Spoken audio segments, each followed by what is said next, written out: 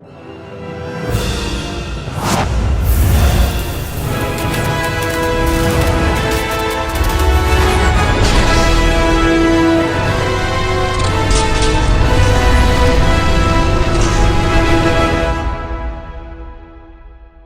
going on, everybody? Welcome back to another video, and in today's video we're going to be talking about the Wolverine. So I'd like to start this off by saying a big thanks to my guest for this video, Sydney Volpe. First time collab here on the channel, and I'm very happy to have you here on the channel. It's definitely an honor, and I look forward to doing more collabs in the future. We're going to be hearing from her in just a moment, but a big thanks to her for joining me here, and you guys can find the link to her channel down below in the description box. Go give her some love, let her know I sent you. But for now, let's get into the Wolverine. Directed by James Mangold, who would direct things like Logan later on and also has directed things like Walk the Line and Ford vs. Ferrari, The Wolverine came out in 2013 and stars people like Hugh Jackman, Rila Fukushima, Tao Okamoto, Will Yun Lee, and many others. This film was written by Mark Baumbach and Scott Frank and tells a story, or an adaptation of a story, of when Wolverine would go off to Japan and have this full love story with Mariko, who's in this film, and in the comic books it's completely different. He kind of essentially really does become a samurai, and when they released the first poster for the film where he had a sword in his hand and it was very, Japanese inspired, I remember being incredibly excited to see them going down this route and telling this adaptation or this story. I'll start this off by saying that this in no way, shape, or form honors that original story, other than the fact that there are certain characters that are similar players here.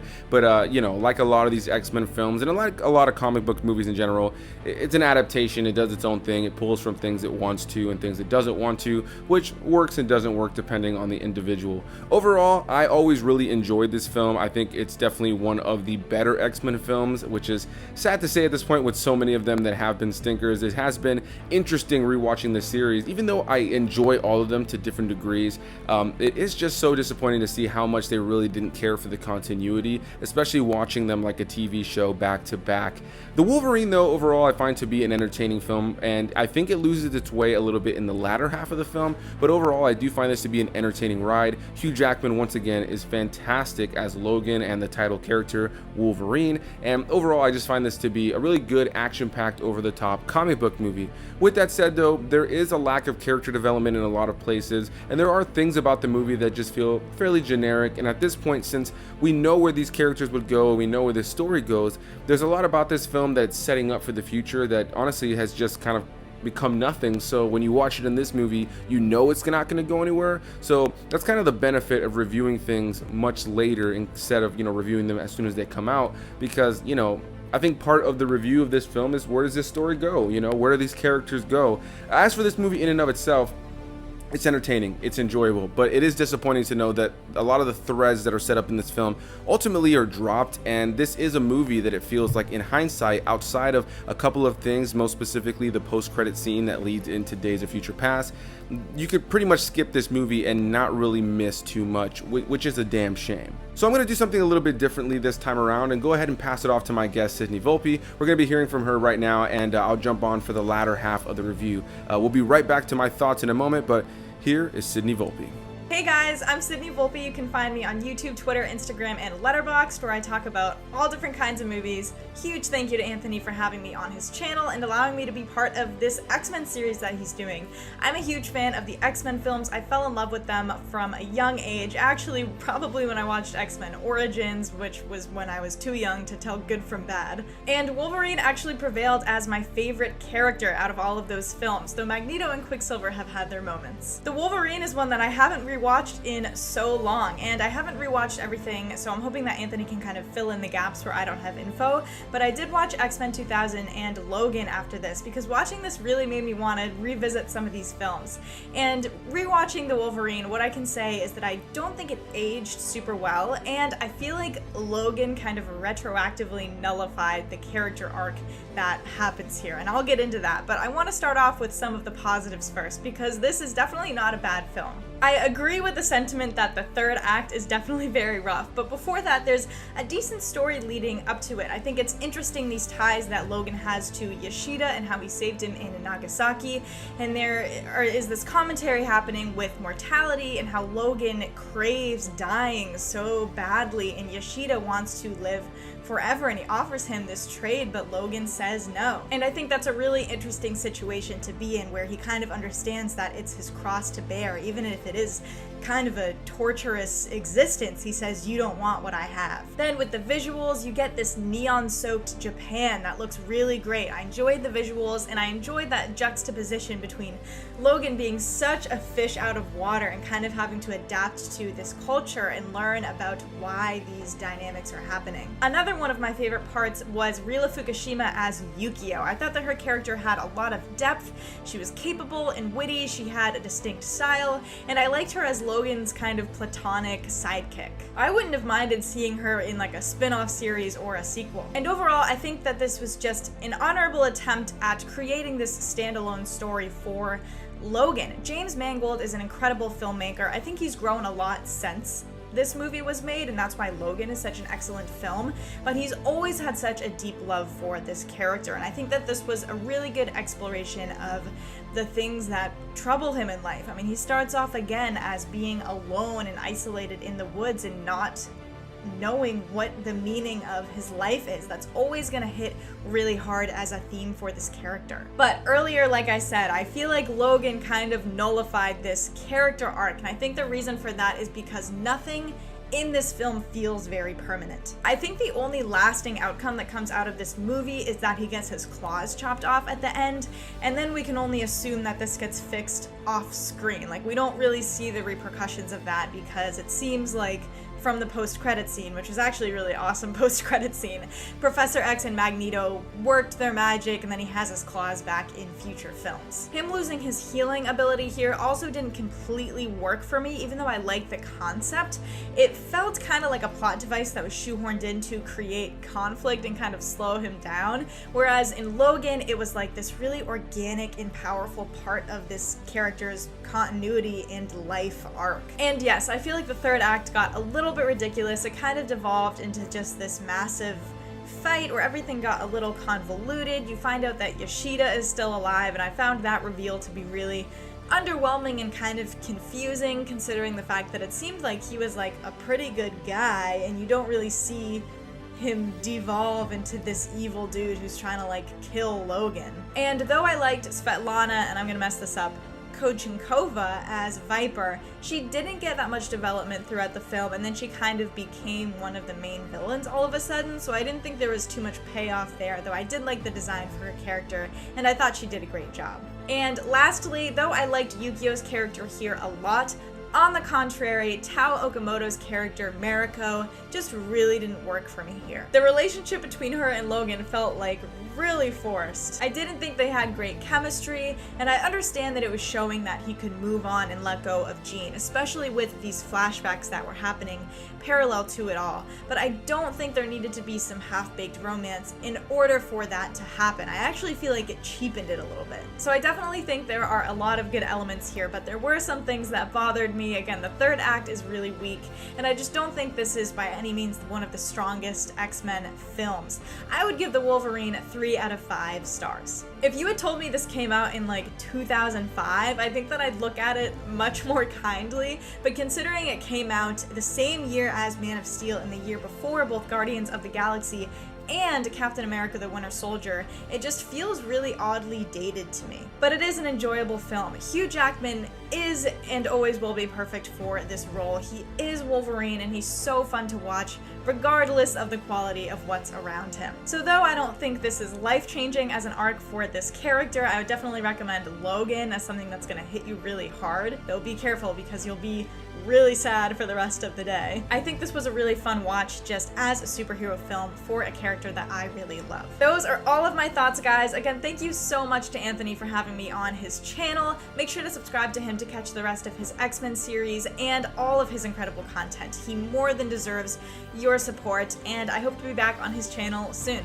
a big thanks to Sydney for joining me here in this video. Loved hearing your thoughts, and I appreciate you taking the time to check this movie out, and I'm glad it inspired you to check out some of the others surrounding this character, or this universe in general. It's always great to hear the differing opinions of what worked for some and what didn't work for others, and overall I say we definitely have some similar opinions on certain things for sure. I think that there's a lot about this film that we definitely enjoy in the same way, and then I think we have some differences in there as well, but overall I loved hearing your thoughts. You made some very valid points, and again guys, you guys can find the link to Sydney Volpe's channel down below in the description box.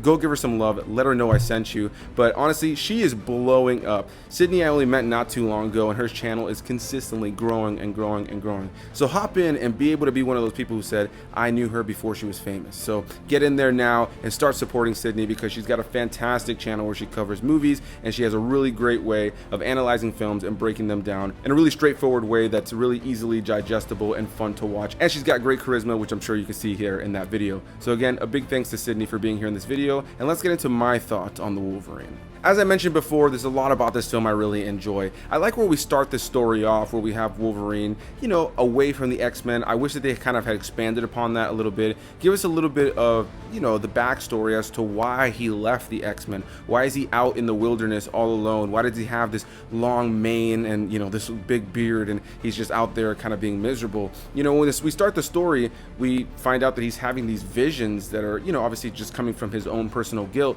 around killing Jean Grey. And so for me, what I really enjoy about this film is how it connects to those original 3 films, specifically the 3rd film. And yeah, going into this movie, I love the fact that they brought Famke Janssen back to play the role of Jean Grey throughout the course of the film. But I will say it is disappointing moving forward, knowing that in Days of Future Past, Wolverine, rewrites the timeline to bring her back to life, and they don't really ever do anything with that. And I also think the love triangle situation between Jean, Scott, and Logan in these films, it's a little bit messy at times. There's an element to it that feels like, why are we doing this? Jean was clearly in love with Scott. She turned down Logan many times before she became Phoenix, and it wasn't until that last film that you can definitely tell she was into him a lot more. Even though you knew that she had the hots for him in the previous films, it was never like she was in love with him. So the fact that they constantly push this love narrative between the two is a little strange, because I feel like with the ending of Days of Future Past, where she's back to life, I don't know that in that timeline she would have just instantly swapped and started being with Logan over Scott. So, even though I like seeing his turmoil with having killed Jean in this film and the various visions that we have with her in this film, it does feel a little bit strange. Moving forward though, the movie is about him going to Japan to see a man named Yoshida, who he saved in the very opening scene of the film, helping Yoshida survive the nuclear bomb in Japan. And yeah, this was a really cool opening. I remember always really enjoying that opening, and rewatching it, it's definitely still really good. And Hugh Jackman, again, I just have to praise him. He's just fantastic in this character. I have to continually praise him. So watching this movie again, he just kills every scene. So even when things don't work in this movie for me, even when there's elements that don't connect to the other films well for me, Hugh Jackman keeps this film consistently entertaining, and it just goes to show why he was essentially the face of this phase of X-Men movies. And I'm curious to see if Wolverine will continue to be the face of the future of the X-Men films in the MCU, or if they'll choose another X-Men character to kind of focus on. I guess it all depends on the casting and which character really starts to stick out to the fans. But yeah, Hugh Jackman is just so good in the role, you know what I mean? He plays the role so gracefully, and he's just so compelling every time he's on screen, even if the writing around him isn't great. But what's also great about this film is that you have that great Wolverine humor throughout the course of the film. And again, I think Hugh Jackman is just fantastic doing that over the course of the movie. So yeah, without a doubt, I just got to praise Hugh Jackman. I'm going to kind of put a big banner of I love Hugh Jackman in this film. And yeah, that's the biggest thing I could say about him in this movie. He's just fantastic from beginning to end. Even if certain story decisions and other characters are lacking, he's not. Like I mentioned earlier, we have Rila Fukushima in this film, who plays the character of Yukio, and she's actually the same character that we'd later see in Deadpool 2 by another actress who will go, "Hi Wade." Yeah, that's the same character. They definitely utilize her a lot more here, and she's definitely played in a much more dark and serious way. And I really like what Rila does with her performance here. It is a shame, based on the ending of this film where she says that she's going to go off with Wolverine, that she doesn't show up in things like Days of Future Past or even Logan. They just drop her character altogether. And I thought that Yukio, even though she wasn't the greatest character in a Marvel movie, I thought she played a really cool part. I liked a lot of the action with her, and I feel like the power of her being able to see the future and when somebody dies really could have played into some more dramatic element moving forward in the series. Then you have Tao Okamoto, and she plays the character of Moriko in this film. Now, I mentioned earlier that in the comic books, her and Wolverine have like a full-blown love interest storyline, and yeah, in this film, it's just a very generic, just another person that, you know, Logan's getting the hots on kind of thing with. I feel like it's kind of wasted, and they don't really do much with Mariko in this film, if I'm completely and utterly honest. I think the performance is done well by Tao, but overall I found the character to kind of be more of a damsel in distress kind of character, something in the middle to kind of push the narrative forward, to give Wolverine something to protect, rather than her being the badass, you know, warrior that she is in the comic books. And since they never bring her character back, there isn't that development to kind of look forward to in future films. Hal Yamanuchi, who plays the older version of Yoshida, I think does a good job in this film. Obviously, he is the reason that the plot even picks up. He pulls Wolverine into what's going on in Japan as kind of like a fake out to be like, hey, come say goodbye right before I die, and eventually ends up saying, hey, I actually want your power so that I can survive forever, and I know you've been living for a long time and maybe you want to die. And so he kind of, you know, creates this evil plot, and then eventually becomes a big transformer Silver Samurai at the end of the movie, which, you know, is entertaining to watch, but it just feels very different when you look at the first part of the movie and then how comic booky and big it gets in the latter half of the film. Will Yun Lee in this film is fine. He doesn't really have too much of a purpose in the film. He's just kind of a henchman for Yoshida, but we don't know he's fully a henchman for Yoshida at a certain point, and he's kind of a love interest for Mariko, but he's kind of not a love interest for Mariko, and it's just, his character is kind of pointless in this movie. Hiroyuki Sanada is an actor that every time I see him in something, he's fantastic, and in this he plays Shingen, and he plays the father of Mariko and the son of Yoshida, and overall I found his performance to be great in this film. There's a great fight scene between him and Wolverine in this film where he asks, what kind of monster are you? And there's that great line delivery from Hugh Jackman where he says the Wolverine, and yeah, overall I just love that scene, and I think overall he gives a great performance as Shingen. I think that overall he's committing, and he always does. Anytime I see that guy in a movie, he commits to his performances. He is not a cookie cutter actor, even if his performance in a film is cut short.